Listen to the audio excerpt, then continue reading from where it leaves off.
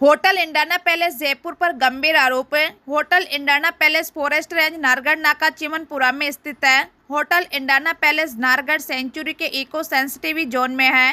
Hotel के संचालक पर अवैध रूप से नया पक्का निर्माण एवं व्यावसायिक गतिविधियों का संचालन बिना वन विभाग की अनुमति एवं बिना national wild life board clearance के निर्माण का आरोप नारगढ़ वन एवं वन्यजीव सुरक्षा एवं समिति ने लगाए हैं।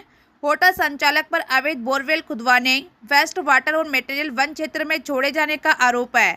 CEC NTCA national wild life board chief secretary ACS forest of को शिकायत भेजी।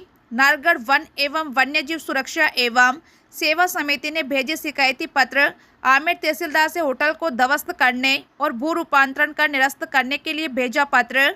समिति इस गंभीर प्रकरण को एनटीजीटी में ले जाने की कर रही तैयारी।